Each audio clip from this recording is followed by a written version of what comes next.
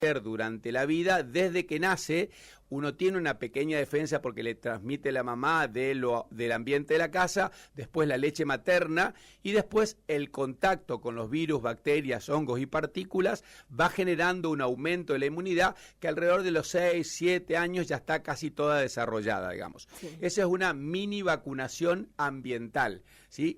Y por ahí eso es lo que la gente no entiende, que la vacuna intenta reemplazar ese tipo de cosas para patologías que uno no tiene contacto frecuentemente, como el sarampión, la varicela, el meningococo, el neumococo, que pueden provocar epidemias muy grandes y con mucho riesgo.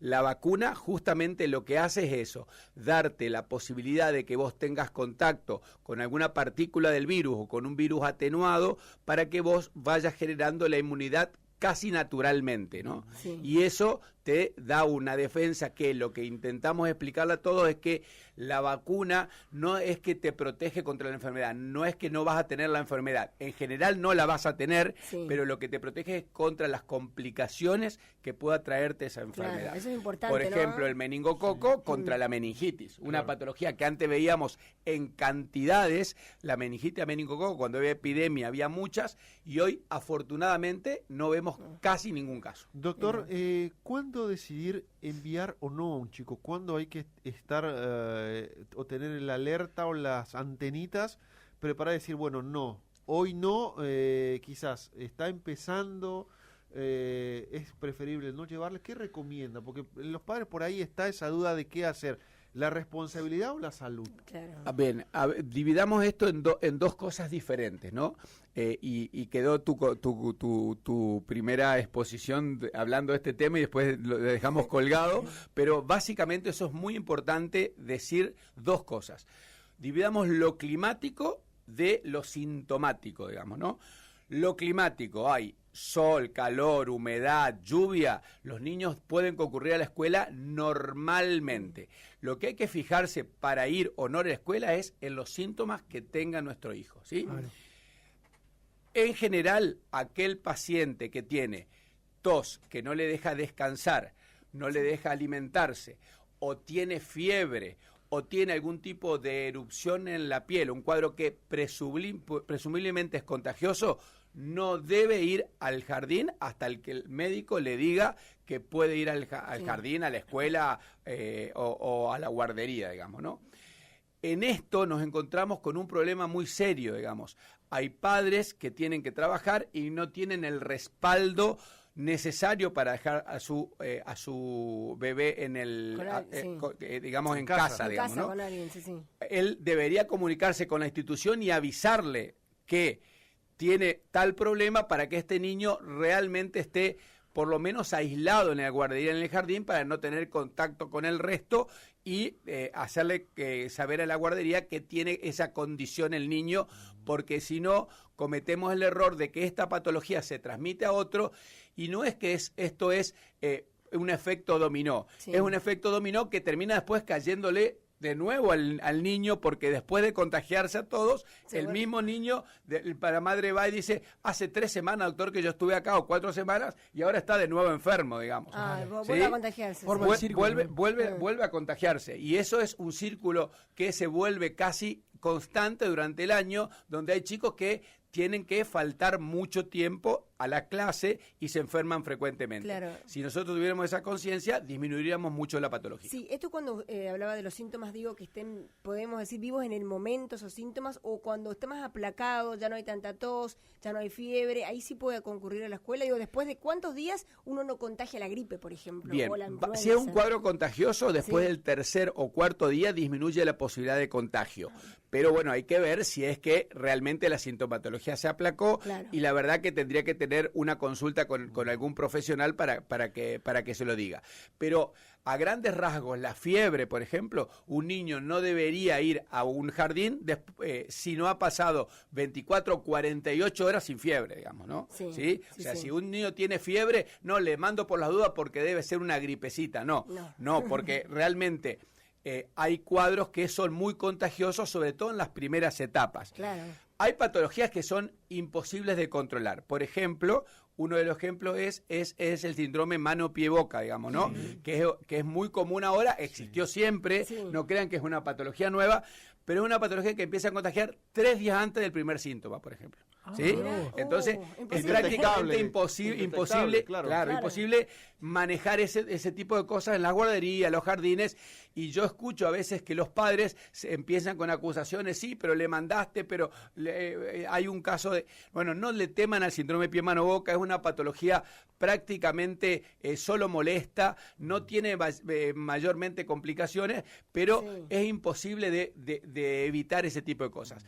Pero sí es cierto que cuando hay síntomas evidentes, el niño tiene alguna erupción, tiene afta en la boca, tiene fiebre o tiene una tos demasiado intensa, no lo manden a las escuelas. Doctor, y en esto afortunadamente hay muchos padres que son conscientes y van a la consulta médica, pero también hay otros que en esta repetición de los episodios dicen, bueno, ya sabemos lo que tiene, lo medicamos y ya está. Y hay a veces que la patología no es la misma, digamos, usted habló de gripe, no es lo que habitualmente tiene. Por eso, cuán importante es la consulta, para que lo vea, pero también para que reciba el alta del médico.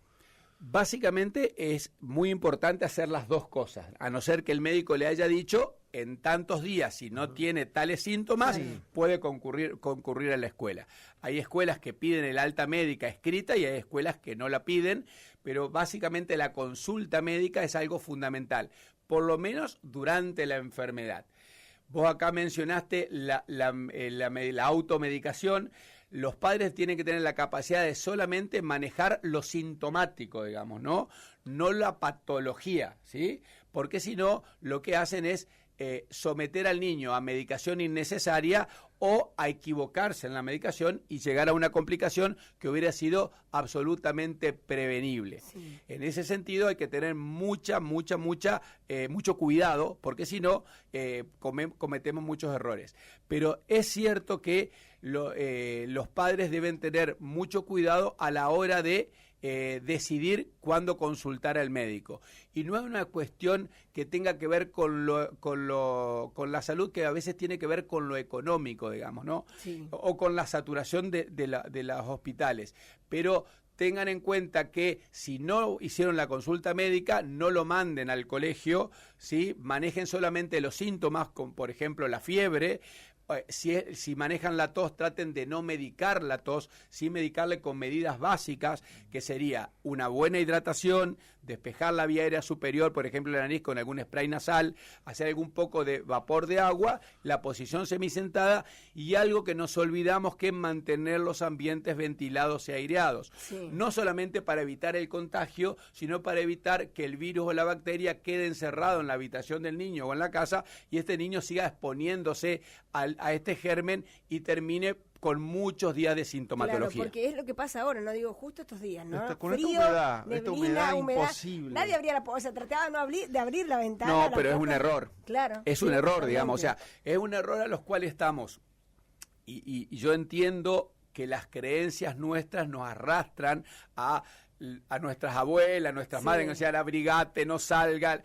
A ver, en cuanto al contagio, es mucho más peligroso el encierro que el aire libre, ¿sí? El aire libre, hablamos de cualquier aire libre, ¿no? Frío, calor, y nosotros no tenemos acá temperaturas o condiciones climáticas extremas en ningún momento del año.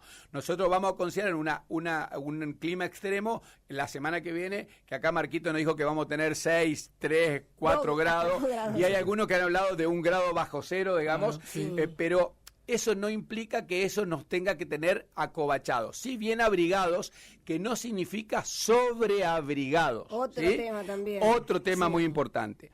Los virus y las bacterias entran por vía respiratoria o por alguna herida en la piel. No entran porque nosotros tengamos frío, ¿sí? La vía aérea se llena de moco naturalmente cuando uno tiene frío para defendernos que las virus y las bacterias penetren dentro de la vía aérea nuestra, por eso se provoca el moco y ahí empezamos a decir, estoy resfriado, me resfrié, pero es nada más que una condición que hace el organismo para defendernos, digamos, ¿no? Claro, sí. Tener moco no implica estar enfermo. Exactamente, de hecho hay en países nórdicos donde a la siesta los bebés los sacan afuera con el cochecito, mientras que los padres por ahí toman un café y demás, y lo tienen en la vereda para que se acostumbre la vía aérea a temperatura que estamos hablando de 7, 8, 10 grados bajo cero, digamos, Sí, ¿no? totalmente. Doctor, ¿hay alguna recomendación o medida que podamos seguir de manera grupal, teniendo en cuenta esto de que por ahí hay padres que sí te van a mandar, hay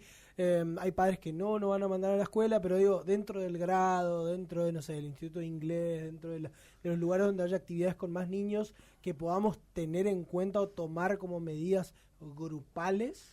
Bien, básicamente yo creo que vos te referís a medidas que pueden tomar los padres individualmente en cuanto a la prevención de la Exacto, patología. sí. A ver, hay cosas que son, y por ahí podemos dar algunos tips para los ambientes. Por ejemplo, los ambientes escolares deben estar ventilados, los niños deberían lavarse las manos por lo menos cuando entran o cuando salen del jardín, Sí. y por supuesto deberían no concurrir con síntomas intensos. Si es fiebre, cualquier tipo de fiebre, pero si es tos, no hace falta que por un niño tenga una tos mínima falte a la escuela, Claro, digamos, ¿no? sí. Porque si no, en la época de otoño e invierno faltarían prácticamente todo el No año, iría nadie, ¿no? claro. Exactamente. Pero sí, por supuesto, tener cuidados con respecto a ese tipo de cuestiones. Y es muy importante también que los chicos utilicen sus utensilios por sí solo, digamos, individualmente, cuando comparten algún tipo de merienda, almuerzo, sobre todo los vasos, las botellitas que transportan agua y ese tipo de cuestiones, porque también se pueden transmitir patología. Lo que yo intento decir es que no hay que ser fanático, digamos, ¿sí? Sí. Porque el fanatismo también nos lleva a Legal. culpar a otros de que no nos cuidan, y hacerle creer a nuestro hijo que cualquier cosa que toque lo va a enfermar, digamos, y eso no tiene que ocurrir porque le estamos haciendo sentir a la otra persona que es un irresponsable o que tiene un agresor permanente que le puede dar miedo de por vida. Claro. Y eso no es un buen consejero. Pero las medidas básicas para la casa es una buena hidratación, agua, nada de colorantes ni conservantes, una buena alimentación, verduras, frutas y legumbres. En esto dejamos las proteínas, que son muy buenas para consumirlas por el tema estructural corporal, pero no influyen mucho en la condición de producir mejores defensas. Sí, las verduras, las frutas y las legumbres que nos dan vitaminas, minerales y oligoelementos que nos mejoran las defensas. La aireación de los ambientes de casa, más de 4 horas diarias mínimo. Sí, eso es importante y lo volvemos a reiterar, doctor, más allá del clima. Más allá del clima. Más allá de la lluvia, Más allá del frío. más allá del clima, eso es muy, muy importante. Y volver a recordar el lavado de manos, que hay que hacerlo siempre y hay que tener la costumbre de hacerlo. Antes de sentarnos a la mesa, cuando volvemos del exterior de la casa, sobre todo cuando vuelven de la escuela, del trabajo y demás. Y un punto que me parece más que fundamental, ambientes libres de humo, ¿sí? Más allá de que nosotros nos cuidamos con todo lo anterior, aquellos fumadores, no hace falta recordarle que el ambiente tiene que estar aireado, sino que más allá de eso generan una condición ambiental en la casa que es perjudicial para los chicos, absolutamente irritativo para la vía aérea, y por más que fumen afuera y entren en la casa, se saquen la ropa, se laven los dientes, se laven las manos, la nicotina se sigue expirando durante la respiración, durante la expiración sigue sacando nicotina que se va lentamente concentrando en la estructura de la casa.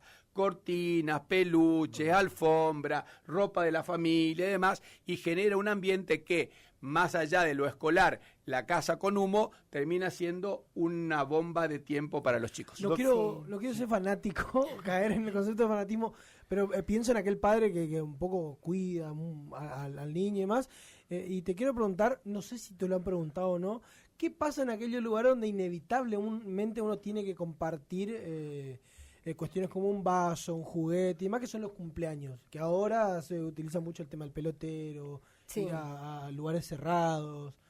¿Hay alguna recomendación? Volvemos a la responsabilidad. Cualquier chico que esté medianamente enfermo no debería ir a un cumpleaños. Claro, ¿sí? ahí Eso estaría es el fundamental. punto. Traten de hacer cumpleaños en lugares abiertos, traten de usar vasos descartables para no compartirlos, pero es inevitable. Sí. ¿Sí? A ver, hay cosas absolutamente inevitables. A ver, chicos, más allá de que nosotros tratemos que en los jardines Claro. los chicos igual se prestan, comparten y realmente se ponen cualquier cosa en la boca, digamos, Eso ¿no? iba O a sea, decirle. Otra de las cosas, algo inevitable, es casi que se dejen de chupar la mano o el dedo. bueno, pero es una, Pero eso es es una algo condición que- natural que, o sea, vos estás viendo el vaso vacío, te voy a hacer el vaso lleno, eso le genera inmunidad. ¿Sí? Mirá. Un niño en tu casa Sí. comienza cuando nace a exponerse a cuestiones que ya estaba expuesto dentro del útero materno. Si vos tenés un perro, un gato, ay, ¿le puede dar alergia? No, porque ya la mamá tenía inmunidad contra el perro, contra el gato que estaba en la casa, y la mamá ya le transmitió eso al hijo, Sí. entonces el hijo no va a tener ese tipo de cosas.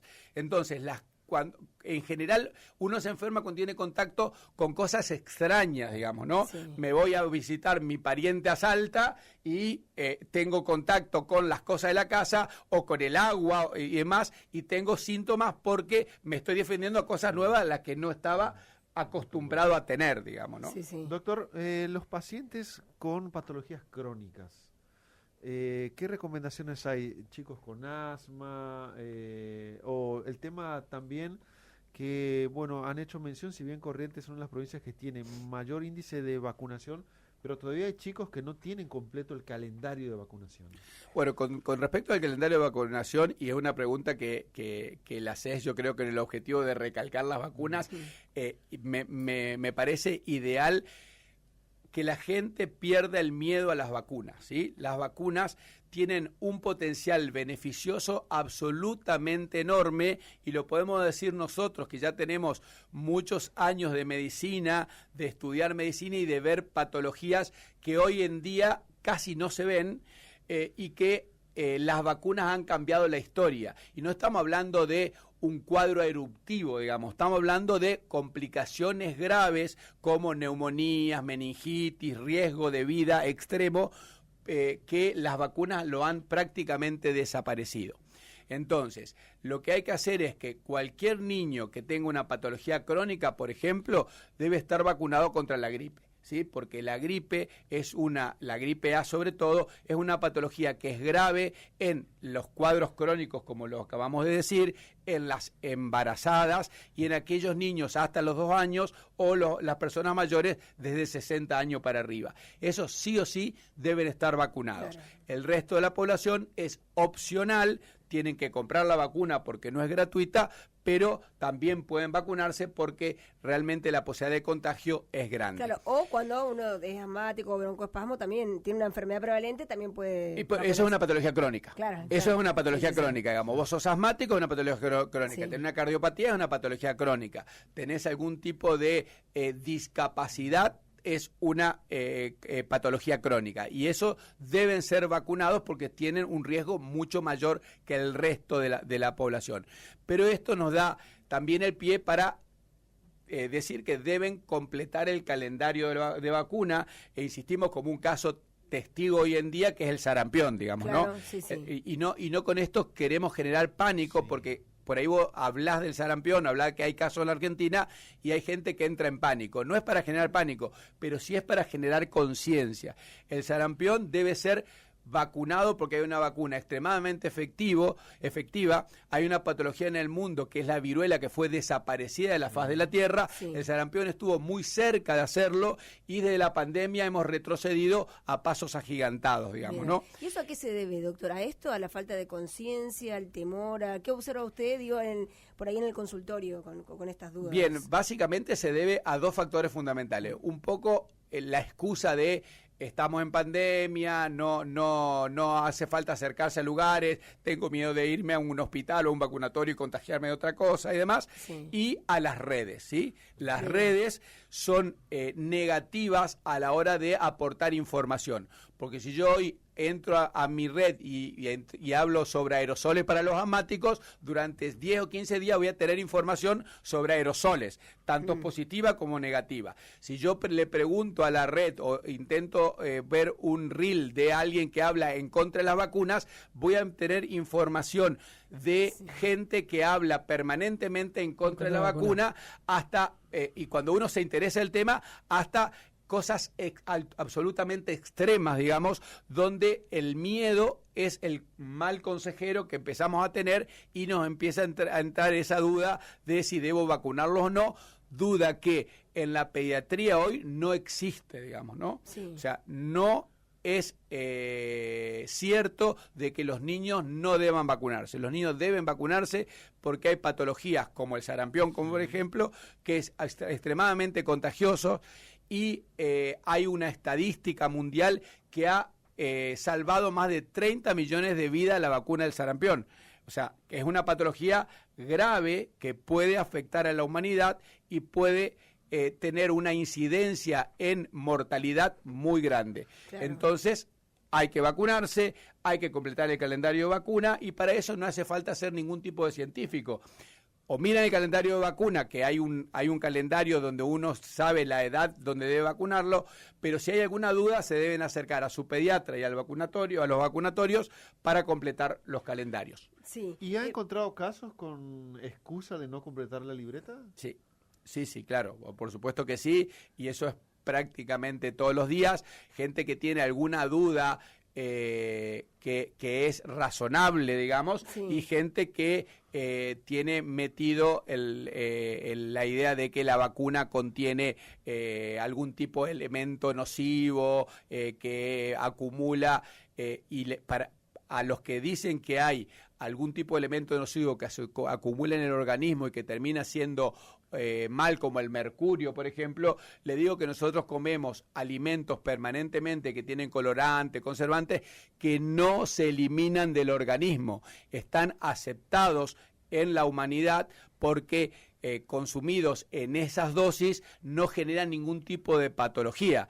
Pero un niño que toma Coca-Cola desde los 3 años en adelante, toda la vida, puede tener complicaciones. Con respecto a la vacuna, eso no existe porque la vacuna se administra en ciertas dosis y se administra en etapas que nosotros sabemos que son inocuas, digamos. Claro, ¿no? Me llama la atención, yo lo sigo mucho a un médico también que se llama Fabio Nachman, que es jefe de servicio de gastroenterología de Favaloro. Y lo que contaba, y lo veo a usted también, digo, esa lucha permanente de tener que subir videos donde muestran los influencers o hablan sobre estas cuestiones, no vacunar y demás, y tener que estar explicando. Digo, la lucha ahora de los médicos de tener que enfrentar a estas nuevas redes sociales que vienen justamente a destruir todo lo que hace la medicina. Bueno, vos no te imaginas los mensajes que a veces recibimos, a veces agresivos, como que nosotros que tratamos de dañar a los niños cuando recomendamos ese tipo de cosas. ¿Sí? Pero bueno, es una cuestión que es natural en alguien que... a ver, nosotros nos preparamos, estudiamos, nos informamos, leemos casi a diario, tratamos de estar siempre al pie de las nuevas noticias. Sí. Hoy la información se renueva prácticamente cada 3 años en todo el Internet, entonces hay que estar permanentemente informándose, pero esto sigue siendo un tema que no tiene discusión, absolutamente ninguna. Perfecto. Y otra cosa, antes de liberarlo en esta temporada, justamente algo que... se ve, por lo menos, es la neumonía, doctor. Con respecto a eso, porque algunos dicen es como una enfermedad silenciosa o los síntomas no se ven tan rápido, digo, a la hora de detectarlo. ¿Qué se puede hacer con estos casos que hay ahora de niños con neumonía? Bien, cuando un niño tiene una patología viral o bacteriana de la vía aérea superior o un cuadro viral como una gripe, siempre hay que estar pendiente del día después. O sea, pasa la patología y uno tiene que estar atento a que los síntomas vayan desapareciendo. Al 3.er, 4.º día, el niño debe haber mejorado la sintomatología y si no lo mejoró, hay que concurrir a la consulta para hacer un diagnóstico de si la vía aérea se ha liberado del catarro, si el moco tiene algún tipo de característica patológica o si tiene una complicación como las neumonías, ¿sí? Sí. La sociedad actúa como un único cuerpo, ¿sí? Cuando la sociedad está sometida como al COVID, ahora la gripe, la inmunidad de la sociedad baja, entonces aparecen más casos de neumonía y se hacen muy notorios, digamos, ¿no? Sí. En esta época, por ejemplo, del año, es una época donde hay que tener mucho cuidado con la neumonía, porque los chicos tienen cuadros de vía aérea que a veces no lo resuelven o no se resuelven naturalmente, aún a veces habiéndole dado antibióticos, digamos, ¿no? Claro, sí. Y terminan teniendo una patología respiratoria baja, una infección respiratoria baja, como es una neumonía, una bronquitis, una bronquiolitis. La bronquiolitis no se trata con antibióticos, es un cuadro viral, Sí. pero que son complicaciones importantes en esta época del año. Cuando llegó la pandemia, por ahí nos enseñaron a usar el aparatito del dedo, El saturómetro. El saturómetro. ¿Hay que tener eso en casa o no? No. A ver, en algunos padres donde el niño tiene alguna patología pulmonar muy importante, digamos, ¿sí? Alguna malformación pulmonar, ha quedado con algún tipo de secuela. Por ejemplo, en mi caso, yo en el inicio de la pandemia me contagié de COVID y me hicieron una tomografía solo porque soy médico, porque no tenía prácticamente sintomatología. Yo me di cuenta porque me sentí raro, ni siquiera porque había tenido fiebre ni nada. Me testé porque tengo que ir a neonatología y era COVID positivo, repositivo, y me hice una tomografía y me encontraron un tumor de pulmón. Me sacaron la mitad del pulmón derecho en una cuestión de que ni lo tuve que pensar, digamos, porque era un tumor muy grande, y quedé, por supuesto, con una disminución en mi capacidad pulmonar. Claro. Gracias a Dios no me afecta, pero en ese caso que ocurra en un niño, uno puede tener un saturómetro pero yo no lo tengo en mi casa, por ejemplo. O sea, claro, sí, vos no lo tenés. Claro, por eso.